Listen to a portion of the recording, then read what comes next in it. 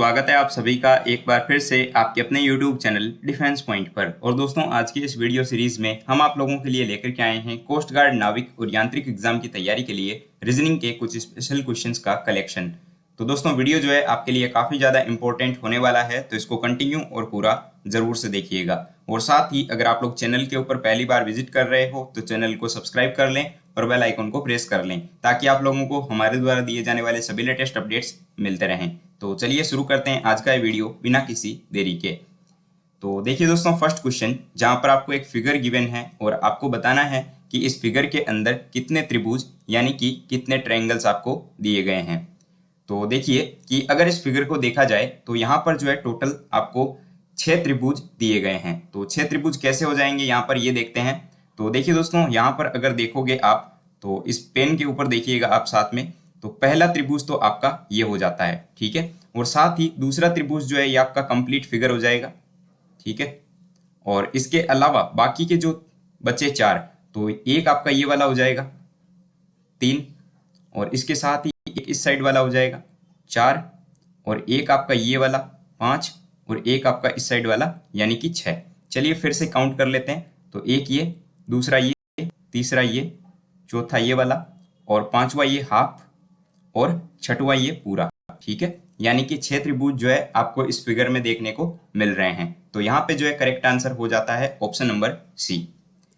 Now question number 2, और यहाँ पर देखिए आपको क्वेश्चन दिया गया है कि दी गई उत्तर आकृतियों में से उस आकृति को चयन करें जिसमें कि प्रश्न आकृति निहित हो। यानी कि ये जो है आपके कुछ इस टाइप का सर्कल बना हुआ होना चाहिए, और साथ ही जो है उसमें ये जो प्लस के टाइप का जो निशान दिया गया है ये आपको इनमें से कौन सी फिगर के अंदर दिख रहा है। तो अगर आप लोग इसको देखोगे तो आपको ऑप्शन नंबर ए के अंदर ये देखने को मिल रहा है, ठीक है। क्योंकि यहाँ पे देखिए ये सर्कल भी दिया गया है और साथ ही जो है यहाँ पर ये प्लस जैसा भी बन रहा है, ठीक है। आई होप आप लोगों को यहाँ पे समझ में आ रहा होगा।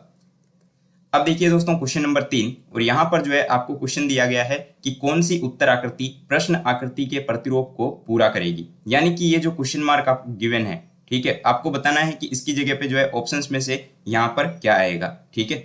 तो अगर ऑप्शंस के अकॉर्डिंग देखा जाए दोस्तों, तो यहाँ पर देखिए सिर्फ ऑप्शन नंबर ए यही जो है यहाँ पर सुटेबल होगा। क्यों? क्योंकि इस फिगर को कंप्लीट करने के लिए हमें सबसे पहले इस पार्ट को कंप्लीट करना होगा और उसके साथ ही जो है ये लाइन को भी कंप्लीट करना होगा, ठीक है, जो कि आपको यहाँ पर ऑप्शन नंबर ए में ही दिया हुआ है। तो करेक्ट आंसर हो जाता है ऑप्शन नंबर ए। देखिए दोस्तों, आपके एग्जाम में जो है फिगर से रिलेटेड क्वेश्चन 1 से 2 क्वेश्चन पूछे जा सकते हैं, ठीक है, लेकिन हर शिफ्ट में पूछे जाएं ये भी जरूरी नहीं होता है, लेकिन थोड़ी बहुत प्रैक्टिस जो है इनकी भी जरूरी है। नाउ क्वेश्चन नंबर 4, और यहाँ पे देखिए आपको रीजनिंग में मैथमेटिकल ऑपरेशंस का एक क्वेश्चन दिया गया है, यानी कि गणितीय संक्रियाएं। तो क्वेश्चन है कि यदि ए का मतलब हो मल्टीप्लाई, बी का मतलब हो प्लस, सी का मतलब हो माइनस और एफ का मतलब हो डिवाइड, तो इस इक्वेशन को सॉल्व करके आपको बताना है कि इसकी वैल्यू क्या आएगी। तो चलिए सबसे पहले जो है हम यहाँ पे साइन चेंज कर लेते हैं अकॉर्डिंग टू क्वेश्चन। तो सबसे पहले अगर चेंज करेंगे तो ये आपका हो जाएगा 43, और यहाँ एफ को डिवाइड बोला गया तो डिवाइडेड बाई 6, और साथ ही ए को मल्टीप्लाई बोला है तो यहाँ आ जाएगा मल्टीप्लाई बाई 18, और यहाँ पे बी को बोला गया है प्लस तो ये आ जाएगा +3 is equal to question mark, ठीक है।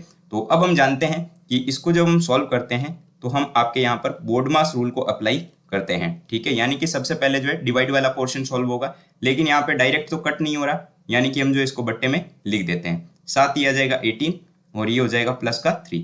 अब देखिए ये आ सकता है 6 से 18 डायरेक्ट 3 टाइम में, तो अब इसको मल्टीप्लाई कर लेंगे हम। तो यहाँ पे देखिए 43 को मल्टीप्लाई करेंगे अगर 3 से तो 129 आ जाएगा, प्लस को 3 ऐड कर देंगे तो यहाँ पे दोस्तों हमें जो है 132 मिल जाता है, ठीक है। करेक्ट आंसर हो जाएगा ऑप्शन नंबर बी। देखिए दोस्तों, इस टाइप के जो क्वेश्चन आते हैं ये थोड़ा सा टाइम आपका एग्जाम में ले सकते हैं, लेकिन बाकी सभी जो क्वेश्चंस होते हैं वो थोड़े नॉर्मल क्वेश्चंस होते हैं। नाउ क्वेश्चन नंबर 5, और यहाँ पे देखिए आपको क्वेश्चन दिया गया है कि निम्नलिखित शब्दों को शब्दकोश के आने वाले क्रम के अनुसार लिखें। यानी कि इंग्लिश डिक्शनरी के अकॉर्डिंग जो है आपको यहाँ पर वर्ड्स को सजाना है। तो दोस्तों यहाँ पर देखिएगा डी तो आपको जो है सब में कॉमन देखने को मिल रहा है, उसके बाद में ओ जो है ये भी आपको 4 वर्ड्स के अंदर कॉमन देखने को मिल रहा है, लेकिन यहाँ पर एक जो डिमोस्ट वर्ड दिया गया इसमें ई आ रहा है, ठीक है। और हम जानते हैं कि ओ से पहले ई आता है, यानी कि 5 नंबर वाला आएगा अपना पहले, ठीक है। उसके बाद हमें ये देखना है कि यहाँ पर इनमें से बाकी 4 जो वर्ड्स बचे हुए इनमें से पहले क्या आएगा। तो अब देखिए यहाँ पर भी डी ओ कॉमन है, यहाँ पे भी है, यहाँ पर भी है और इसमें भी कॉमन है, ठीक है। तो अब हम ये देखेंगे कि यहाँ पे जो है अल्फाबेट में से इनके बाद में जो लेटर्स दिए गए हैं उनमें से पहले क्या आता है। तो यहाँ पर देखिए इसमें डी दिया हुआ है, इसमें एल दिया हुआ है, इसमें यू दिया हुआ है, इसमें एन है और इसमें एम है। तो हम जानते हैं सबसे पहले आपका डी आएगा, यानी कि 1 नंबर वाला। ठीक है, तो अब देखिए यहाँ पे दोस्तों इतना करते ही जो है आपका आंसर आ चुका है। आपको जो है हमेशा ऑप्शंस के ऊपर फोकस करना है। जैसे ही आप ऑप्शंस पे फोकस रखोगे आपका आंसर जो है सबसे पहले आपको देखने को मिल जाएगा। आपको क्वेश्चन भी पूरा सॉल्व नहीं करना पड़ेगा। कैसे? तो हमें यह पता चल चुका है कि जो हमारा आंसर शुरू होगा वो 5 और 1 से होगा। अब आप ये देखिए, ना 5 और 1 इसमें दिया हुआ है, ना इसमें दिया हुआ है, ना ही इसमें दिया हुआ है, यानी कि आपका जो है सिर्फ आंसर के लिए जो है इसके लिए राइट आंसर होगा ऑप्शन नंबर ए, क्योंकि सिर्फ ऑप्शन नंबर ए में ही जो है वो 5 और 1 दिया हुआ है। तो उसके बाद में आ जाएगा 2, उसके बाद 4 और उसके बाद में 3। ठीक है, आप चाहो तो चेक भी कर सकते हो, यही सीरीज यहाँ पे कंटिन्यू होगी। ठीक है, तो इस तरीके से जो है आप क्वेश्चंस को एग्जाम में जल्दी सॉल्व कर सकते हो। नाउ क्वेश्चन नंबर 6, और यहाँ पे देखिए ब्लड रिलेशन का क्वेश्चन है कि एक लड़का मंच के ऊपर प्रदर्शन कर रहा है और उसकी ओर जो है इशारा करते हुए लड़के के पिता के बगल में बैठे हुए दर्शकों में से एक आदमी ने कहा कि वह उस औरत के पति का बेटा है जो मेरी पत्नी के ससुर की बहू है।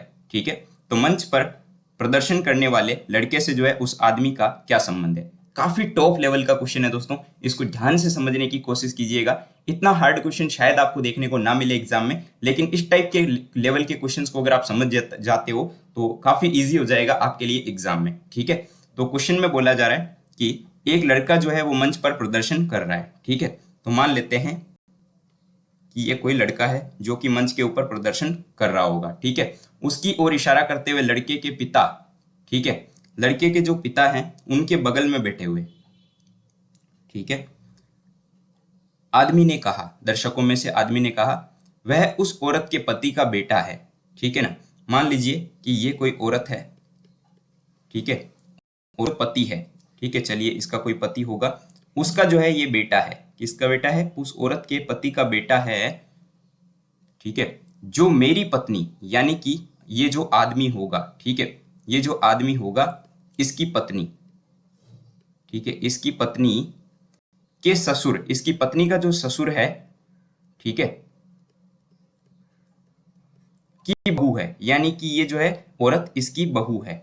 ठीक है, आपको शायद समझ में ना आए, एक बार में मैं फिर से रिपीट कर दूंगा इसको। तो अब पूछा जा रहा है मंच पर प्रदर्शन करने वाले लड़के से जो है उस आदमी का क्या संबंध है।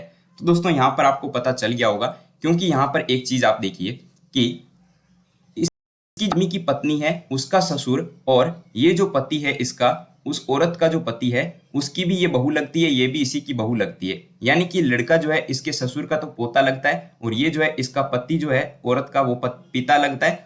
ये जो आदमी होगा ये इसका चाचा लगेगा। ठीक है, क्या लगेगा? चाचा लगेगा, यानी कि अंकल। तो करेक्ट आंसर होगा ऑप्शन नंबर डी। तो चलिए मैं एक बार इसको फिर से रिपीट करने की कोशिश करता हूं, शायद आपको समझ में आ जाए यहाँ पर।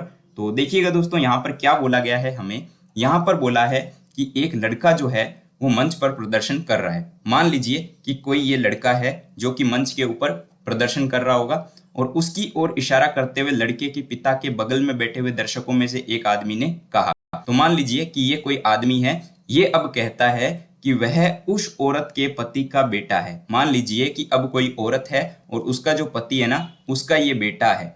ठीक है, उसका ये बेटा है जो मेरी पत्नी मतलब आदमी बोल रहा था, तो उस आदमी की पत्नी, ठीक है, यानी कि ये कोई आदमी की पत्नी है, उसके ससुर, यानी कि इसकी पत्नी का ससुर है, ठीक है, उसकी बहू है, यानी कि ये जो औरत थी ये इसकी क्या लगती है? बहू लगती है। ठीक है, तो मंच पर प्रदर्शन करने वाले लड़के से उस आदमी का संबंध पूछा जा रहा है, तो ये इसके साथ में संबंध कैसे हो जाएगा आदमी के साथ में? तो देखिए ये जो ससुर है ना, ये इसका भी, यानी कि इस आदमी का भी जो है पिता लगता है और उसका जो औरत का पति था उसका भी जो है पिता लगता है। ठीक है, तो ये इसका क्या लग जाएगा? चाचा लग जाएगा, यानी कि अंकल। तो correct answer will be option D, uncle. ठीक है, आई होप आपको क्वेश्चन यहाँ पे समझ में आ गया होगा। दोस्तों काफी अच्छे टॉप लेवल का क्वेश्चन था। ठीक है, नाउ क्वेश्चन नंबर 7, और यहाँ पे देखिए मिसिंग नंबर का एक क्वेश्चन गिवन है आपको, और यहाँ बताना है कि आपको ये जो क्वेश्चन मार्क दिया गया है इस जगह पे कौन सा नंबर आएगा। तो ये काफी सिंपल सवाल है, एकदम आसानी से आप कर सकते हो।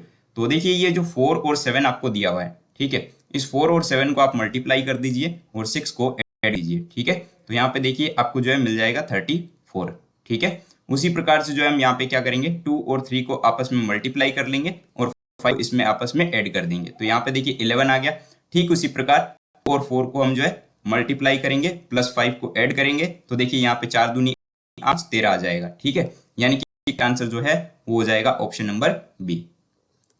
नाउ क्वेश्चन नंबर 8, और यहाँ पे देखिए आपको वर्ड दिया गया है कि अकॉम्प्लिश जो आपके वर्ड है इसके द्वारा आप इनमें से कौन सा ऑप्शन नहीं बना सकते। ठीक है, तो अकॉम्प्लिश में देखिए दोस्तों यहाँ पे आर नहीं आता है। ठीक है, जबकि आपको रीड्स के अंदर आर दिया हुआ है। ठीक है, और इस पूरे वर्ड के अंदर जो है आर गिवन ही नहीं है, तो इसके लिए जो हम ये बता सकते हैं कि अकॉम्प्लिश के द्वारा आप रीड्स को नहीं बना सकते क्योंकि इसमें आर मिसिंग है। नाउ क्वेश्चन नंबर 9, और यहाँ पे देखिए आपको डायरेक्शन टेस्ट का एक क्वेश्चन गिवन है और क्या बोला जा रहा है, जी उत्तर की ओर 20 किलोमीटर चलता है। तो मान लीजिए कि आपका ये कोई जी है, ठीक है, जो कि यहाँ इस बिंदु से, ठीक है, उत्तर की ओर 20 किलोमीटर चलता है। तो ये उत्तर दिशा की ओर जो है 20 किलोमीटर चला। अब वो जो है बाईं ओर मुड़ता है, यानी कि अब ये यहाँ पे 20 किलोमीटर उत्तर की ओर पहुंच चुका है। अब मुड़ता है और 40 किलोमीटर चलता है। अब बाईं ओर मुड़ गया और 40 किलोमीटर चलेगा। चलिए, ये आपके 40 किलोमीटर चल लिया। अब बोला जा रहा है पुनः बाईं ओर मुड़ता है और 20 किलोमीटर चलता है। अब यानी यहाँ के से जो है फिर से बाईं ओर मुड़ा और 20 किलोमीटर चला, यानी कि यहाँ पहुंच गया इस बार। अब बोला जा रहा है कि अंत में वह बाईं ओर मुड़ने के बाद में 20 किलोमीटर चलता है। अब यहाँ से वापस वो बाईं ओर मुड़ा और उसके बाद जो है ये आपके 20 किलोमीटर चल लिया। चलिए, यहाँ पे 20 किलोमीटर चल लिया। अब ये यहाँ पर है, ये यहाँ पर है, तो अब पूछा जा रहा है वह अपनी प्रारंभिक स्थिति से कितना दूर है। तो ये टोटल डिस्टेंस है 40 किलोमीटर, 20 इसने कवर कर ली, यानी कि ये डिस्टेंस अब कितनी बची हुई है, 20 किलोमीटर बची हुई है। ठीक है, काफी सिंपल क्वेश्चन है। ठीक है, और ऐसे ही क्वेश्चन आपको देखने को मिलेंगे। तो करेक्ट आंसर हो जाएगा ऑप्शन नंबर ए, 20 किलोमीटर। ठीक है, नाउ क्वेश्चन नंबर 10, और यहाँ पे देखिए आपको क्लॉक का क्वेश्चन दिया हुआ है, और क्लॉक का एक क्वेश्चन शायद आपको देखने को मिल सकता है जहां पर आपको एंगल फाइंड आउट करने के लिए बोला जा सकता है। ठीक है, तो यहाँ पे क्वेश्चन की डिमांड क्या है, तो क्वेश्चन में बोला जा रहा है कि 8 PM पर, यानी कि 8 बजे मिनट की सुई और घंटे की सुई के बीच में न्यून कोण, ठीक है, डिग्री में क्या होगा। ठीक है, यानी कि आपको न्यून कोण बताना है। तो दोस्तों हम जानते हैं कि घड़ी का जो पूरा एक सर्कल होता है, ठीक है, उसमें आपके 360 डिग्री का एंगल बनता है। ठीक है, ये चीज आपको पता है। और अब देखिए आपको न्यून कोण पूछा जा रहा है 8 बजे पर, तो सीधी सी बात है कि एंगल निकालने के लिए हम एक फॉर्मूला यूज लेते हैं, जो कि मैं आपके यहाँ पे लिख भी देता हूं, आप लोगों के काम भी आ सकता है। ठीक है, तो ये फॉर्मूला होता है 11 into m minus 60 into hour upon 2। ठीक है, ये फॉर्मूला काफी इंपॉर्टेंट फॉर्मूला है, इसको ध्यान में रखिएगा, एग्जाम में आपको काफी ज्यादा ये हेल्प करेगा। तो अब दोस्तों इसमें एंगल निकालने के लिए हम क्या करते हैं कि जो ये m है, m का मतलब होता है क्वेश्चन में दिया गया मिनट, ठीक है, और h का मतलब होता है क्वेश्चन में दिया गया आवर। तो देखिए आपको यहाँ पर मिनट तो दिया हुआ ही नहीं है, क्योंकि क्वेश्चन में सिर्फ 8 बजे बोला है, यानी कि मिनट 00 हो जाएगा, और h की वैल्यू आपके 8 हो जाएगी, क्योंकि 8 बजे यानी कि 8 जो आवर है वो 8 है। ठीक है, तो यहाँ पे वैल्यू पुट करते हैं, आंसर निकालते हैं। काफी सिंपल क्वेश्चन है वैसे ये। तो देखिए 11 इंटू 0 हो जाएगा, ठीक है, क्योंकि मिनट है ही नहीं।